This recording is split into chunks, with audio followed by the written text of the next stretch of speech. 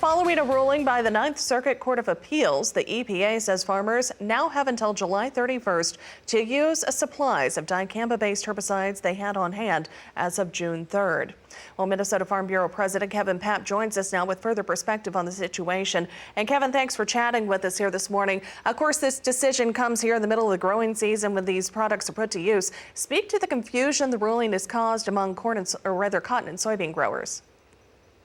You know, it's so important to be able to have access and use the technologies where they're needed, whether that's seed, crop protection products. You know, this is soybeans that were already planted with the product that was already purchased. We made those investments months ago, and it kind of felt like the rug was pulled out from under us. So we certainly appreciate the work of EPA, the state governments, and everyone to let us to be able to use the product we've already purchased. So EPA, as we say, has now permitted the use of the weed killer blocked by the court. What does this mean for farmer certainty as producers move through this growing season? This means a lot. Number one, we were in a predicament where if we could use the product that was already purchased and already in-house, you had to go to a plan B, and that availability was not guaranteed. We didn't have a good choice to do something instead.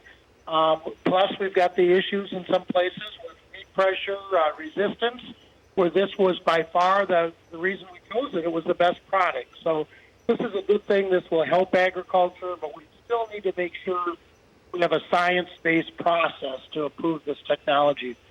So what is next, Kevin? Next is the weather. I mean, we've got a deadline from EPA. Quite frankly, the states have got probably tighter deadlines. We know that if we don't get it done next week with the weather, we understand that this is a product. You have to be registered.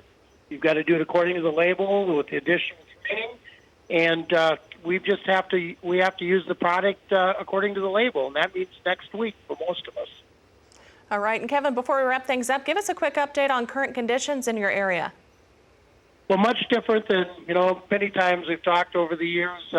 Crops look good. We actually had some hail through part of our area where there's a little bit of replanting doing on the soybeans, but things look much better than they did last year. We're much farther ahead. All right. Well, Kevin, thank you as always for the update. Minnesota Farm Bureau President Kevin Paap joining us on the phone today from southern Minnesota.